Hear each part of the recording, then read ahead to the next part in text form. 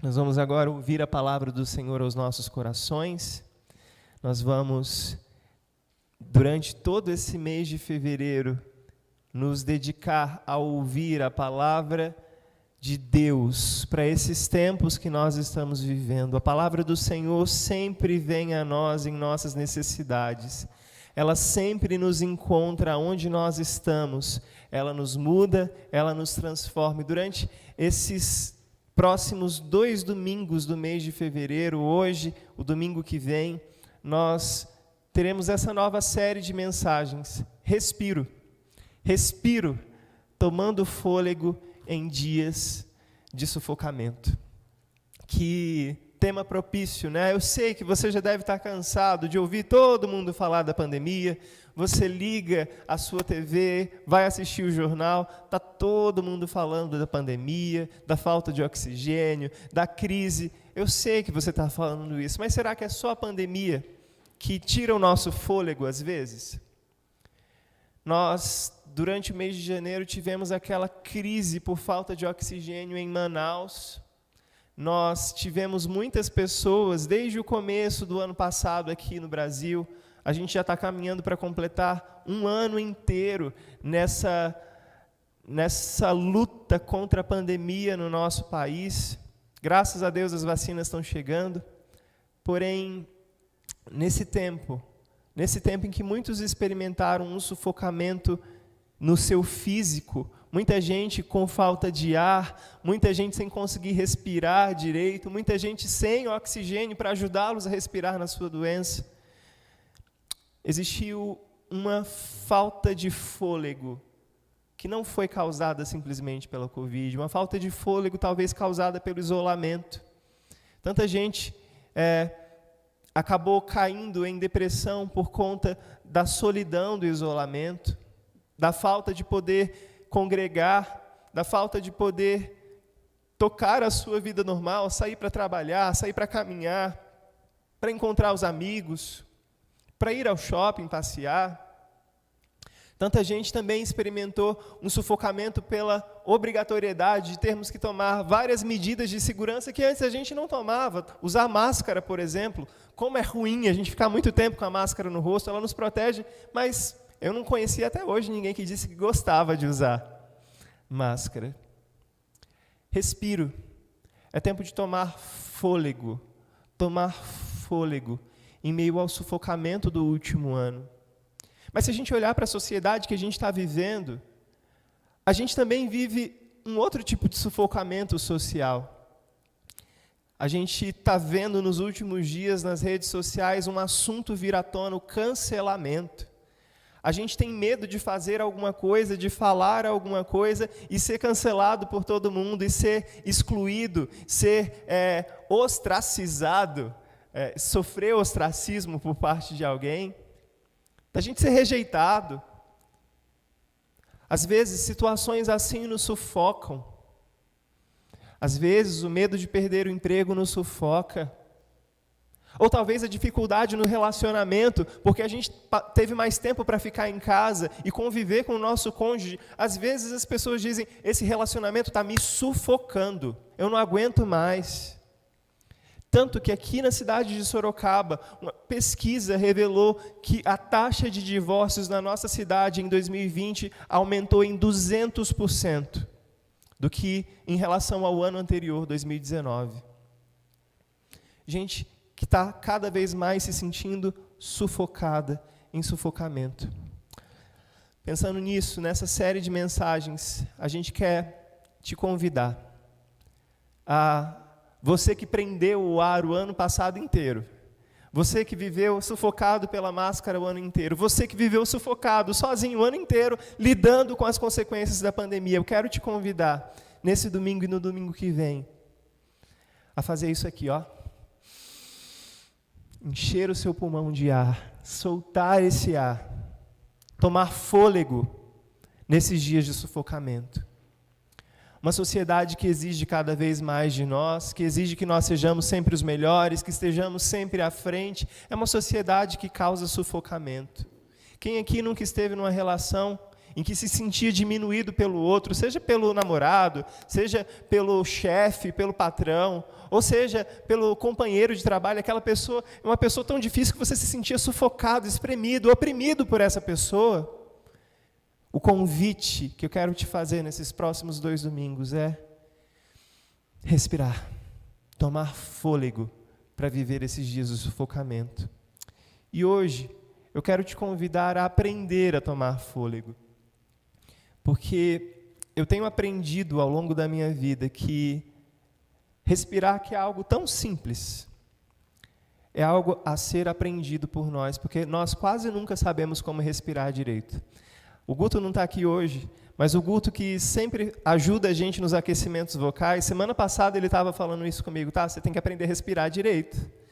Você respira muito pela barriga, mas está faltando encher esse pulmão de ar, menino. Às vezes a gente precisa reaprender a respirar, porque a gente acha que sabe, é algo tão natural, mas a gente acha que sabe. Hoje, eu quero te convidar a aprender a respirar, junto com o salmista. Esse é o tema da nossa conversa de hoje, da mensagem do Senhor aos nossos corações hoje, aprendendo a respirar com o salmista. Para isso eu te convido a abrir a sua Bíblia ou acompanhar aí na sua tela a leitura do Salmo 38. Vamos ler todo esse salmo, são 22 versículos. Vamos aprender a respirar com o salmista? Toma fôlego aí, vamos ler esse salmo. Não me repreendas, Senhor, na tua ira, nem me castigues no teu furor. Cravam-se em mim as tuas setas, e a tua mão recai sobre mim. Não há parte sã na minha carne por causa da tua indignação. Não há saúde em meus ossos por causa do meu pecado. Pois já se elevam acima da minha cabeça as minhas iniquidades. Como fardos pesados, excedem as minhas forças. Tornam-se infectas e purulentas as minhas chagas, por causa da minha loucura. Sinto-me encurvado e sobremodo abatido. Ando de luto o dia todo. Ardem-me os lombos, e não há parte sã na minha carne. Estou aflito e muito quebrantado. Dou gemidos por efeito do desassossego do meu coração. Na tua presença, Senhor, estão os meus desejos todos, e a minha ansiedade não te é oculta. Bate-me excitado o coração, faltam-me as forças, e a luz dos meus olhos, essa mesma, já não está comigo. Os meus amigos e companheiros afastam-se da minha praga, e os meus parentes ficam de longe. Armam ciladas contra mim os que tramam tirar minha vida. Os que me procuram fazem o mal, dizem coisas perniciosas e imaginam engano todo o dia. Mas eu, como surdo, não ouço, e, qual mudo, não abro a boca. Sou, com efeito, como quem não ouve e em cujos lábios não há réplica. Pois em ti, Senhor, espero. Tu me atenderás, Senhor, Deus meu. Porque eu dizia: não suceda que se alegrem de mim e contra mim se engrandeçam quando me resvala o pé. Pois estou prestes a tropeçar. A minha dor está sempre perante mim. Confesso a minha iniquidade. Suporto tristeza por causa do meu pecado. Mas os meus inimigos são vigorosos e fortes, e são muitos os que sem causa me odeiam. Da mesma sorte, os que pagam o mal pelo bem são meus adversários, porque eu sigo o que é bom. Não me desampares, Senhor, Deus meu, não te ausentes de mim. Apressa-te em socorrer-me, Senhor, salvação minha. Não me desampares, Senhor, Deus meu, não te ausentes de mim. Apressa-te em socorrer-me, Senhor, salvação minha. Essa é a nossa oração nessa noite, Senhor, como povo. Não te ausentes de nós. Fala conosco. Fala, Senhor, porque precisamos novamente da tua voz que sopra em nossas narinas fôlego de vida. Tira de nós, Senhor, todo o sufocamento e ajuda-nos a vir à tona para respirar o fôlego de vida que o Senhor tem soprado em nós.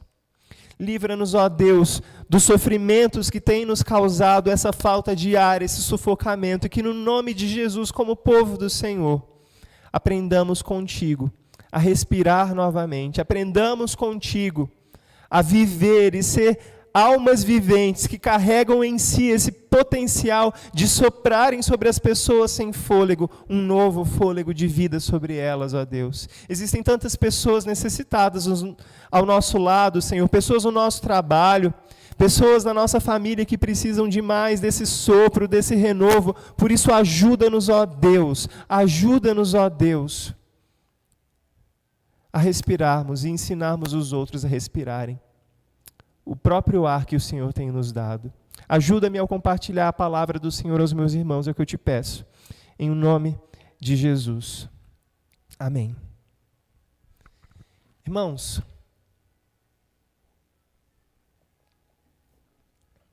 uma pergunta que desde os filósofos mais antigos até os escritores bíblicos sempre fizeram, e que toda a humanidade sempre fez, e ainda hoje nós continuamos a fazer. E essa pergunta tem tomado muito do nosso tempo, tem tomado muitos livros para tentarem explicar isso, é a pergunta: por que sofremos? Por que o sofrimento bate à nossa porta? Por que o sofrimento às vezes causa em nós essa sensação de sufocamento, de falta de ar? Por que sofremos? Quando a gente olha para o Salmo 38, o salmista, que era alguém que sabia na pele, sentiu na pele o que era experimentar um sofrimento sufocante, o salmista apresenta para a gente 3 possíveis causas do sofrimento, 3 possibilidades de por que nós sofremos. A primeira possibilidade que o salmista apresenta para a gente é a possibilidade de que nós sofremos por causa da culpa, por causa do nosso pecado. Se você está com a sua Bíblia aberta aí, eu te convido a pegar a sua Bíblia e abrir para você caminhar comigo por todo o texto do Salmo 38. O salmista apresenta no versículo 3 que não existia nenhuma parte sã na carne dele por causa da indignação de Deus contra o salmista. E aí ele explica logo no verso seguinte, ainda no mesmo versículo, mas na linha seguinte ele explica: o Senhor está indignado comigo por causa do meu pecado. O Senhor havia ferido como um guerreiro com as setas dele, versículo 1, conta pra gente: o Senhor como um guerreiro me feriu com as tuas setas por causa da sua indignação, e o Senhor estava indignado por causa do meu pecado. E o peso do pecado, o peso da culpa era tão grande na vida do salmista, que no versículo 4 o salmista ele expressa esse sofrimento dele como aquela pessoa que entra debaixo de uma queda d'água gigantesca. Eu sei que você gosta de frequentar a cachoeira de vez em quando, e é muito gostoso, às vezes, renovador, você entrar debaixo daquela queda d'água, receber uma massagem nas costas, ou debaixo de uma ducha. Mas eu creio que nenhum de nós gostaria de entrar debaixo das quedas d'água, das cataratas do Iguaçu, por exemplo. O peso daquele tanto de água caindo em cima de alguém iria esmagar uma pessoa, porque é muita água caindo por segundo. E no versículo 4, o salmista está dizendo que por causa do pecado dele, as iniquidades dele se elevaram tanto acima da cabeça dele que começaram a pesar como fardos pesados, e eles excediam as forças do salmista. Na tradução do português aqui ficou como fardos pesados, mas no sentido original, o salmista queria dizer: olha, estar debaixo do peso dos meus pecados é como se eu estivesse debaixo das cataratas do Iguaçu, recebendo uma carga d'água em cima da minha cabeça que eu não aguento, que me esmaga, que excede as minhas forças. Uma das possibilidades para o nosso sofrimento é sim o nosso pecado. No versículo 5, o salmista conta sobre as feridas que lhe foram causadas e ele diz por que ele estava ferido: por causa da minha loucura. 3 palavrinhas diferentes sobre pecado. A primeira é pecado, a segunda é iniquidade, e a terceira palavra que o salmista usa para dizer as formas como a gente peca é loucura. O pecado é aquele pecado que a gente comete. Somos suscetíveis a erros, suscetíveis a falhas. Mas existe a iniquidade, que é aquele pecado que eu cometo conscientemente. Existe a iniquidade, que é aquele pecado que eu já cometi 1, 2, 3 vezes, e quando eu vou cometer a 4ª, 5ª vez, eu sei muito bem que eu estou indo cometer aquele pecado. E ele se tornou um vício, se tornou uma iniquidade, um mau costume arraigado na minha vida. Eu não gosto nem de dizer que é um mau costume, porque parece que a gente está tirando o peso do que é realmente o pecado, mas um mau hábito, a iniquidade. E a terceira palavrinha é loucura. Tantas vezes na nossa loucura a gente acha que pode ser Deus da gente mesmo, como Adão e Eva fizeram na loucura deles. Eles achavam que podiam viver depois de comer do fruto do conhecimento do bem e do mal, o qual Deus disse para eles: vocês não poderão comer e continuar vivendo. Eles desafiaram Deus na loucura deles, e até hoje a humanidade colhe as consequências daquele pecado. E o salmista diz: a carga que eu tenho recebido por causa do meu pecado, a carga de sofrimento, de sufocamento, tem me esmagado.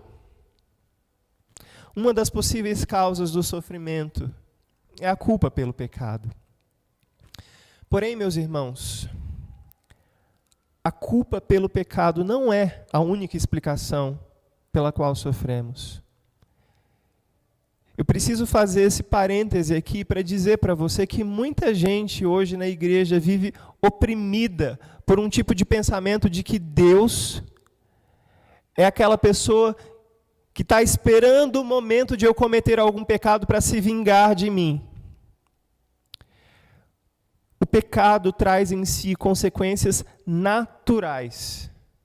Deus criou o mundo tão perfeitamente, de tal forma que o pecado que nós cometemos traz consigo consequências naturais. Sabe aquela lei da semeadura que Jesus nos ensinou? Aquilo que a gente planta, a gente colhe? Porém, existe um dia em que todo pecado, toda iniquidade, toda loucura será julgada. E esse dia é no dia do juízo final. Portanto, na nossa vida, nós colhemos as consequências dos nossos pecados. Porém, Deus um dia há de julgar toda a maldade do mundo.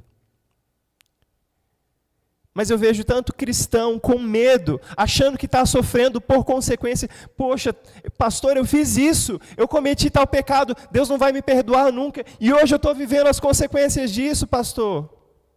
Olha só, Deus está bravo comigo, Deus não me aceita mais, eu não vou tomar a Santa Ceia mais nunca na minha vida.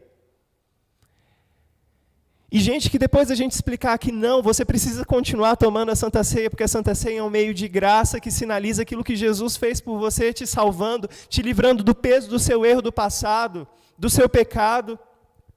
As pessoas têm dificuldade de aceitar que o nosso Deus é um Deus que sim, faz com que a gente lide com as consequências do nosso erro, do nosso pecado, mas Ele não é um Deus que tem prazer na punição.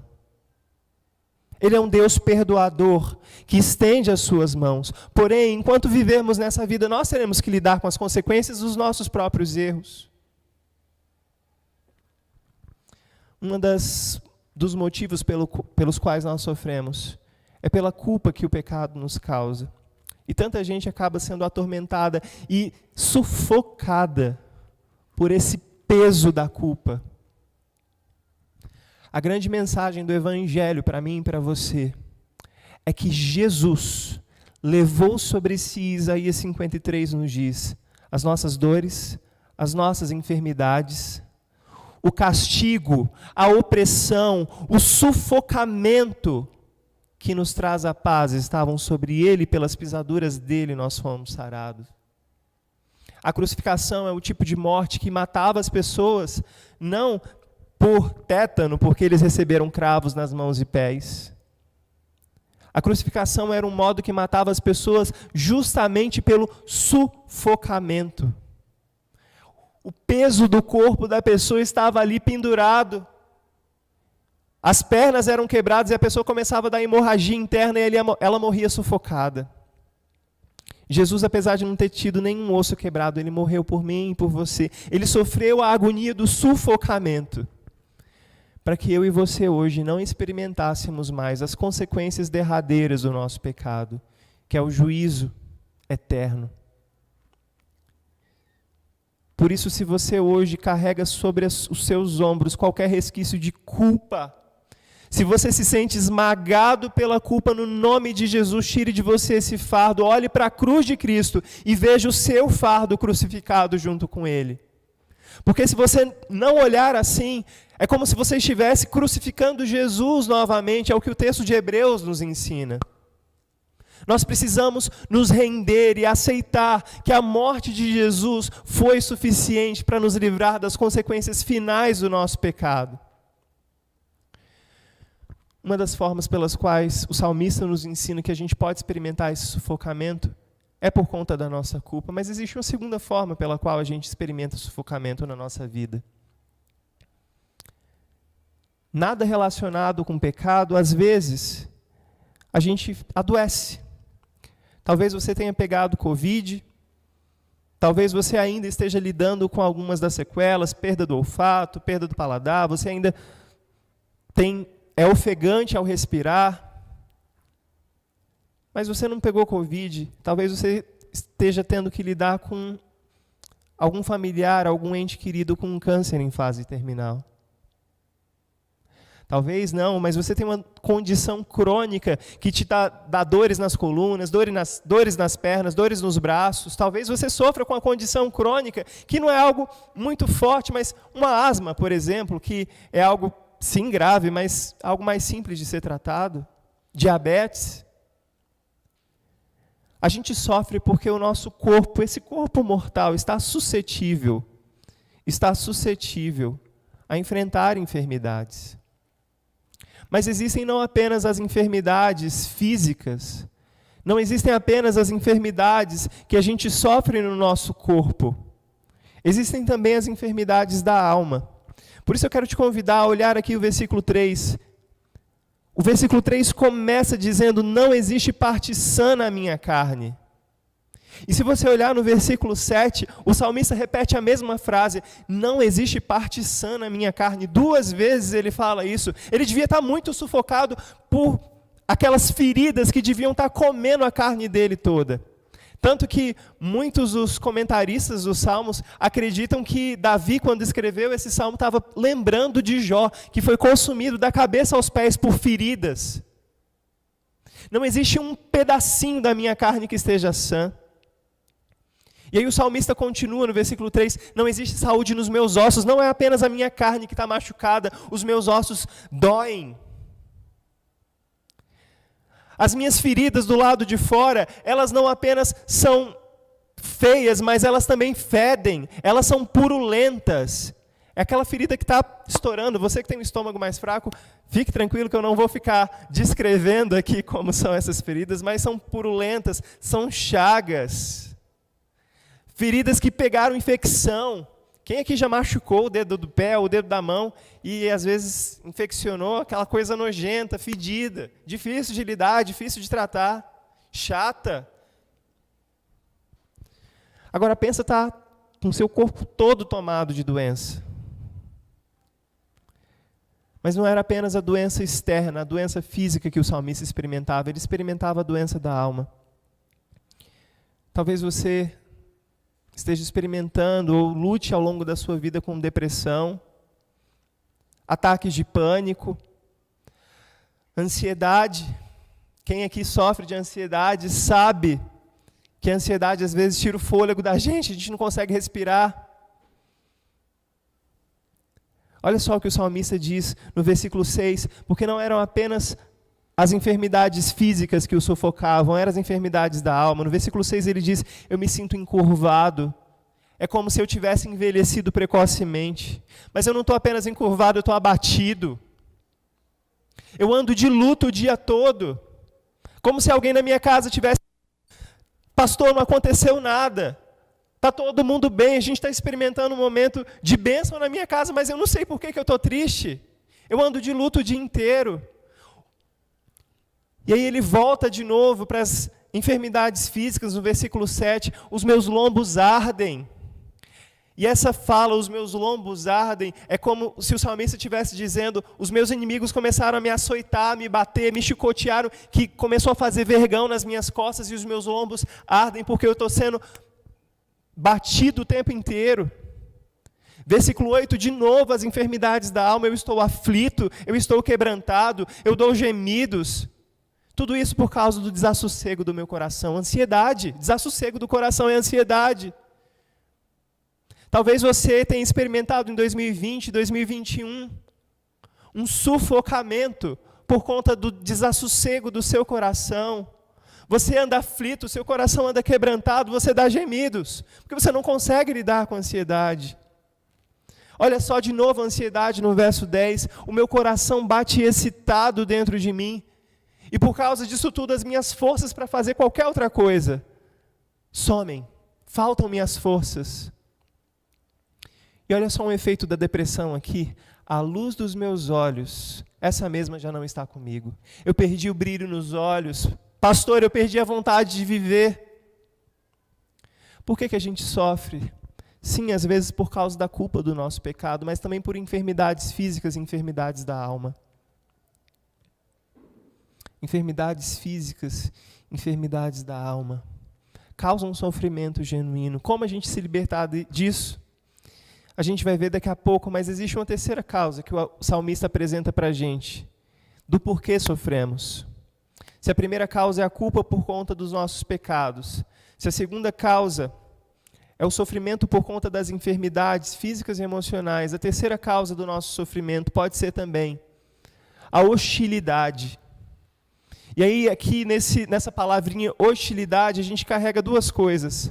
O abandono das pessoas que a gente ama, dos nossos amigos, dos nossos familiares, e a gente pode sofrer hostilidade também por conta da perseguição que os nossos inimigos causam a nós. Versículo 11 fala sobre esse sofrimento que a gente acaba passando por conta da hostilidade das pessoas, o mal que o outro me causa, o mal que aquela pessoa que gosta de me espizinhar, aquela pessoa que gosta de me perseguir, ou o mal de um familiar que de repente virou as costas para mim, um amigo que resolveu não me ajudar mais. Versículo 11, os meus amigos e companheiros se afastaram de mim, se tornaram hostis a mim. Os meus amigos e companheiros afastam-se da minha praga, e os meus parentes ficam de longe, não querem contato comigo, acham que eu sou nojento, acham que eu não mereço a companhia deles. Mas os meus inimigos tramam tirar minha vida e me armam ciladas, versículo 12, para tirar a minha vida. Os que me procuram fazer o mal dizem coisas perniciosas ao meu respeito, dizem coisas que não dá nem para repetir, coisas perniciosas são isso, e imaginam engano todo dia. É aquele inimigo que fica bolando um plano do mal, parecendo desenho animado, né? Bolando um plano maléfico para acabar, para destruir o outro. O salmista se sentia assim, e tantas vezes eu e você nos sentimos sufocados, porque pessoas viram as costas para a gente, pessoas queridas nossas. Tantas vezes nós nos sentimos sufocados, porque a gente se vê impotente diante da maldade de pessoas que tramam planos diabólicos, maldosos contra nós, ficam imaginando, ficam espalhando boatos a nosso respeito todo dia. E o salmista, ao olhar para essa situação, ele se sente totalmente indefeso, porque o versículo 19, ele vira para Deus e fala, os meus inimigos são vigorosos, são mais fortes do que eu, e são muitos os que sem causa me odeiam. E aí no versículo 20, da mesma sorte, os que pagam mal pelo bem são meus adversários, porque eu sigo o que é bom. Lá no começo do Salmo, o salmista fala sobre o sofrimento causado pelo pecado, e aqui ele fala, Deus, eu estou tentando levar uma vida correta, Deus, eu estou tentando levar uma vida justa, eu tenho seguido o que é bom, eu reconheci já o meu pecado, mas agora eu quero fazer o que é certo, o que é bom, mas mesmo assim parece que as coisas vão de mal a pior, e os meus inimigos estão me sufocando. A gente sofre pela culpa do nosso pecado, a gente sofre pelas enfermidades, mas a gente sofre também pela hostilidade dos amigos e familiares que viram as costas e dos inimigos que nos perseguem, que tramam contra a gente, que são mais fortes do que nós. Sofremos por conta disso. Se a primeira pergunta que a gente respondeu aqui hoje foi por que a gente sofre? Eu queria te convidar agora, junto com o salmista, a tentar encontrar sentido no meio do sofrimento. A segunda pergunta que a gente vai responder, como é que eu e você podemos encontrar hoje sentido no meio de tanto sofrimento, seja pelo pecado, seja pela enfermidade, seja pela hostilidade? Como encontrar sentido no sofrimento? O Dr. Bruce Waltke, um grande professor de Antigo Testamento e biblista, tenta nos ajudar nesse caminho, comentando sobre o Salmo 38. Ele tenta nos ajudar a encontrar sentido no sofrimento. Ele diz que uma coisa é lamentar devido aos sentimentos intensos e confusos da pessoa e os pensamentos a respeito das causas do sofrimento dela. Outra coisa é cultivar a resiliência moral nesse processo. Uma estratégia fundamental para a resistência ao sofrimento intenso é encontrar sentido no estresse. É mais fácil considerar-se culpado de algum pecado do que admitir o quanto impotente você realmente é. Deixa eu te explicar essa citação do Dr. Bruce Waltke. Uma coisa é a gente lamentar pelos nossos sofrimentos. E a Bíblia, esse Salmo 38, é uma categoria de salmos chamado Salmos de Lamento. O lamento, gente, não é errado. Você se lamentar diante de Deus não é errado. A Bíblia ensina a gente a fazer isso da forma correta. Falando, Deus, olha só como eu estou sofrendo. O salmista só se lamentou aqui. Mas o lamento bíblico é aquele lamento que sempre olha para a esperança. O objetivo da gente lamentar diante de Deus não é simplesmente a gente choramingar diante do Senhor. O objetivo do lamento é cultivar no nosso coração, à medida que lamentamos, essa resiliência moral de que, Deus, eu pequei sim, mas eu sei que no Senhor eu tenho perdão. Deus, eu pequei sim, mas agora eu estou tentando fazer o que é certo. E eu sei que, por mais que eu faça muitas coisas certas, eu não tenho crédito com o Senhor. Mas é fiado nas tuas misericórdias, é confiando nas tuas muitas misericórdias que eu venho a ti, pedindo, Senhor, me ajuda, me fortalece, cria em mim essa resistência para suportar o sofrimento. Cria em mim essa resistência para não sucumbir e acabar morrendo de culpa, não acabar morrendo pela enfermidade física ou emocional e não acabar morrendo com as armadilhas que os meus inimigos tramam contra mim. O objetivo do lamento do cristão é gerar dentro de si essa resiliência moral, e a estratégia fundamental para que a gente crie resistência ao sofrimento é a gente tentar encontrar sentido no meio do sufocamento. Eu nasci muito perto da praia e vários salva-vidas que eu tive a oportunidade de ouvir, graças a Deus eu nunca passei por uma experiência de estar me afogando, mas vários salva-vidas que eu já ouvi comentando a respeito do seu trabalho dizem que para que você consiga salvar alguém é extremamente necessário que no meio da turbulência, no meio do afogamento, o Salvador tenha a mente no lugar, para que ela também não entre em desespero, assim como a pessoa que está se afogando. E a pessoa que está se afogando, ela, por mais que esteja faltando ar, sucumbindo ali, ela precisa ajudar a colaborar com o Salvador. Porque se o Salvador chegar, a primeira reação da pessoa que está se afogando é colocar a mão e tentar ir por cima do Salvador para conseguir respirar. E aí acabam morrendo os dois. Então, todas as vezes que eu ouvi alguém falando sobre isso, vários salva-vidas até falam, se a pessoa dá trabalho demais, ela está se afogando e quer se debater em cima do salva-vidas, o salva-vidas dá um mata-leão, pega a pessoa por trás, assim, pelo pescoço, sai puxando para tirar ela daquela correnteza, e aí sim, depois tenta fazer ressuscitação, tenta fazer a pessoa cuspir toda a água que acabou engolindo. Por que eu estou falando isso? É uma estratégia fundamental para que a gente sobreviva ao sufocamento. Tentar encontrar sentido no estresse. você está se sentindo sufocado, é fundamental tentar encontrar sentido na sua falta de ar, no seu sufocamento. Tentar encontrar sentido na sua culpa, e a gente encontra sentido para a nossa culpa na cruz do Calvário. Tentar encontrar sentido para a nossa enfermidade, nos lembrando que todas as coisas, até mesmo uma doença terrível, cooperam para o bem daqueles que amam a Deus e são chamados segundo o seu propósito.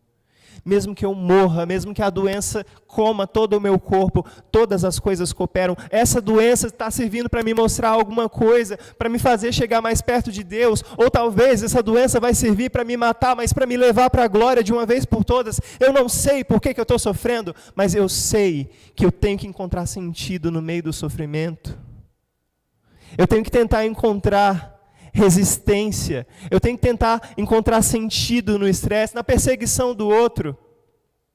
Entender que quando me perseguem, quando me abandonam, Jesus já nos advertiu de que passaríamos e seríamos perseguidos por causa da justiça, porque fazemos o que é certo. Mas quase sempre a gente se sufoca e às vezes a gente tenta dar justificativas fáceis para o nosso sofrimento. Falar, provavelmente eu devo ter pecado, Deus está se vingando de mim, Deus está me castigando e me punindo. Mas a gente tem dificuldade de reconhecer quão impotentes nós somos e dizer, Senhor, eu não tenho poder sobre a culpa do meu pecado, eu não tenho poder sobre a minha doença física ou a minha doença da alma, eu não tenho poder, Senhor, sobre a perseguição que eu tenho sofrido e sobre o abandono que eu tenho sofrido. Eu me reconheço diante do Senhor como impotente, mas eu te peço, Senhor, ajuda-me a encontrar sentido no meio desse sufocamento. Como a gente pode encontrar sentido no meio do sufocamento? A primeira forma que a gente encontra sentido no meio do sufocamento é reconhecendo que somos impotentes. A gente precisa silenciar o nosso coração. Olha só o que os versículos 13 e 14 contam para a gente. O salmista aprendeu a reconhecer que ele é impotente diante do sofrimento. Ele diz, Deus, eu como surdo não ouço, eu que nem mudo não abro a boca, eu sou como aquele que não ouve, versículo 14, em cujos lábios não há réplica. E por que eu não falo nada diante do sofrimento? E por que eu fico impotente diante do sofrimento? Por que eu me calo diante do sofrimento? Versículo 15, porque em ti, Senhor, eu espero. Às vezes a nossa primeira reação é se debater, é tentar brigar. Eu como surdo, não ouço nada. Como mudo, não falo nada. Sabe por quê? Porque apesar de eu estar sofrendo tudo isso, Senhor, em Ti eu espero. Eu reconheço a minha impotência e digo, Senhor, eu não sei por que eu estou passando por isso, mas eu espero em Ti. Qual seja a resposta que o Senhor tem para me dar? O sofrimento prolongado, a cura, a morte? Eu não sei o que o Senhor tem para mim, mas em Ti, Senhor, eu espero. E Tu me atenderás, Senhor, Deus meu. E é muito bonito no versículo 15, se você está com a sua Bíblia aberta, pega uma caneta aí do lado e grifa, Senhor, Deus meu, que é uma expressão muito bonita no hebraico, Adonai Elion. Tu és Senhor da minha vida. E Tu és aquele a quem a minha alma se apegou como o meu Elion, o meu Deus, um Deus pessoal. Em Ti, Senhor, eu espero, e Tu me atenderás, meu Adonai Elion, Tu és meu. Como encontrar sentido no nosso sofrimento? A gente encontra sentido no sofrimento reconhecendo que nós somos impotentes. E porque somos impotentes, nós esperamos no Senhor. Mas a gente também encontra sentido no sofrimento, vivendo uma vida de arrependimento, uma vida de confissão de pecados e uma vida de reparação de erros. Não basta apenas saber que eu sou pecador. Não basta apenas saber que Jesus morreu por mim. É necessário que a gente esteja muito consciente de que o pecado jaz à nossa porta. É muito necessário que a gente fique consciente de que o pecado nos persegue, que Satanás é um tentador perspicaz, que tenta o tempo todo nos enfraquecer, como o hino que a gente acabou de cantar nos diz. No versículo 16, o salmista começa a dizer para a gente que a gente encontra sentido no sofrimento quando a gente vive essa vida de arrependimento, de confissão de pecados, de reparação de erros. O salmista diz, porque eu dizia, não suceda que se alegrem de mim e contra mim se engrandeçam quando me resvala o pé. Ele não diz, se o meu pé resvalar, se o meu pé vacilar. Mas ele diz, Senhor, guarda-me, guarda a minha vida, porque eu sei que uma hora o meu pé vai resvalar, vai vacilar. Mas me mantém firme. Tu és o meu refúgio verdadeiro, me mantém firme. Versículo 17, pois estou prestes a tropeçar. Olha de novo a metáfora do pé aí que cai, do pé que tropeça, do pé que comete erros. Nós precisamos ter consciência de que nós somos e viver constantemente uma vida de arrependimento, uma vida de confissão de pecados, uma vida de reparação de erros. Depois de reconhecer que o salmista ele cometia pecado, sim, no versículo 18 ele diz, mas, Senhor, eu sei que eu vou resvalar, mas eu já te confesso a minha iniquidade e suporto a tristeza por causa do meu pecado. Eu sei que eu pequei, eu me entristeço por isso, mas eu te confesso a minha iniquidade. Como a gente encontra sentido no sofrimento? Reconhecendo que somos impotentes. Segundo, vivendo uma vida de arrependimento, confissão e reparação dos nossos erros, consertando os nossos erros com quem a gente errou, sobretudo com Deus. Mas a terceira forma como a gente encontra sentido no sofrimento é buscando ajuda no Deus que se importa conosco. Algumas vezes nesse salmo, por 3 vezes, o salmista usa o nome de Deus que os judeus morriam de medo de usar. Lá no Monte Sinai, quando Moisés sobe e pergunta para Deus, qual é o seu nome? Os deuses das outras nações, todos eles têm um nome, qual é o seu nome? E Deus pronunciou um nome que é muito difícil de pronunciar no hebraico, mas a gente acabou adaptando esse nome, Yavé, ou Javé, ou Jeová. Todos esses nomes são as variações desse nome que Deus deu para Moisés. Eu sou o que sou. Como a gente encontra sentido para o nosso sofrimento? Buscando ajuda nesse Deus que se revela para nós como o eu sou, como Yavé. E Deus começou a dizer, enquanto os deuses das outras nações, cada um tem as suas características. Eu não sou um Deus que pode ser definido por uma imagem de escultura.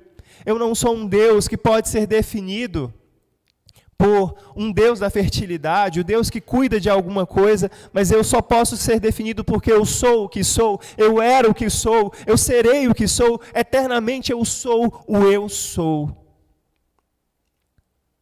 Como é que a gente pode encontrar sentido no nosso sofrimento? A gente encontra sentido no sofrimento buscando ajuda num Deus que se importa conosco. Yavé é o nome da aliança de Deus. E no meio do nosso sofrimento, no meio da nossa agonia, no meio do nosso sufocamento, Deus se revela a nós como Yavé, o Deus da aliança. Olha só o que o versículo 1 diz, não me repreendas, Senhor, esse Senhor aí é Yavé. Versículo 15, pois em ti, Senhor, pois em ti, Yavé, Deus de aliança, eu espero. Não me desampares, Yavé, meu Deus, não te ausentes de mim, apressa-te em socorrer-me, Yavé, salvação minha. 4 vezes aparece o nome Yavé, em 2 pedidos. O que isso quer dizer, Tássio? A gente encontra sentido no sofrimento buscando ajuda no Deus que se importa conosco. Esse Deus que se importa conosco, ele mostra para a gente o caráter dele. O caráter dele é eu sou. E esse eu sou, que era, é e há de vir, ele é o Deus que não se ausenta de nós. Ele é o Deus que não nos repreende na sua ira. É o Deus que não nos castiga no nosso furor, versículo 1, primeiro versículo do Salmo. É o primeiro pedido que o salmista faz. O salmista invoca para a misericórdia de Deus na aliança, para dizer, Senhor, não me repreendas. Senhor, não me castigues com a tua ira. E no final do Salmo, nos últimos versículos, ele apela de novo para a aliança de Deus consigo mesmo. E vamos lembrar que quem está escrevendo esse Salmo é Davi. Davi foi um dos únicos homens do Antigo Testamento que teve uma aliança com Deus. Só Adão recebeu, Noé, Abraão, depois Davi. Moisés foi portador da aliança para o povo de Israel, mas Moisés não fez aliança pessoal com Deus, ele fez uma aliança comunitária.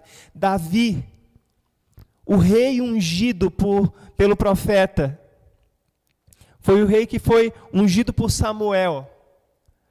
Davi fez aliança com Deus, ele diz: Senhor, Yahvé, Deus que fez uma aliança comigo, não me repreendas. Muito tempo depois, um descendente de Davi, Jesus, veio se tornar rei.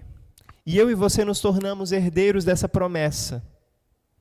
Eu e você nos tornamos herdeiros dessa aliança, por isso no meio do nosso sofrimento pela culpa, no meio do nosso sofrimento pelo nosso pecado, no meio do nosso sofrimento pelas enfermidades físicas e emocionais, no meio do sofrimento por conta da hostilidade, eu e você podemos clamar: Deus, o Senhor fez uma aliança com teu servo Davi. O Senhor fez uma aliança conosco através de Jesus na cruz do Calvário. Por isso, Yahvé, Deus de aliança, não te esqueças de mim, não me repreendas na tua ira, porque em ti, Yahvé, na aliança que o Senhor fez com Jesus, através de Jesus comigo, pois em ti eu confio e eu sei que o Senhor vai me atender. Pois em ti, Yahvé, eu confio, não me desampares, porque o teu nome é Deus de aliança, é o Deus imutável, cumpre a tua palavra feita através de Jesus, de que o Senhor não veria minha alma na morte. Deus, não te ausentes de mim, apressa-te em socorrer-me. O lamento cristão, meus irmãos, é uma forma de encontrarmos sentido no sofrimento. Se você está passando por qualquer sofrimento agora, se você se sente sufocado, se você sente que uma cachoeira pesada está caindo sobre você a ponto de te esmagar, lembre o Senhor da aliança que Ele tem com você. Profeta Isaías, vós que fareis o Senhor lembrado da aliança dele, não descansem, nem deis a Ele descanso, até que Ele ponha vocês como objeto de louvor na terra. Não que Deus se esqueça de nós, Ele não se esquece. Deus não tem uma amnésia espiritual. Mas Deus nos ensina através do lamento do Salmo 38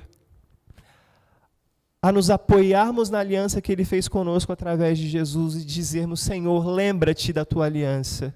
Apressa-te em socorrer-me, Senhor, salvação minha. Não te ausentes de mim, não me deixes. Deus é onipresente, Ele está em todo lugar. Mas o salmista pede: não me deixes, não me abandones no sofrimento, olha para mim. Como a gente pode encontrar sentido no sofrimento? A gente pode encontrar sentido no sofrimento. A gente pode tomar fôlego no sufocamento, reconhecendo que nós somos impotentes, vivendo uma vida de arrependimento e confissão de pecados, e buscando ajuda em Yahvé, o Deus que se importa conosco, o Deus que fez uma aliança conosco, uma aliança que não pode ser quebrada. O profeta Isaías também, lembrando: olha, um dia no meu santo monte eu farei com vocês, meu povo, uma aliança que não poderá ser quebrada. No santo monte do Senhor, uma aliança foi feita conosco, a aliança do Calvário. E hoje nós podemos buscar ajuda no Deus da aliança, no Deus que se importa conosco. Que no nome de Jesus você tome fôlego aí na sua casa. Que você tome fôlego para essa semana, encontrando no Senhor sentido para o seu sofrimento. Em nome de Jesus. Amém.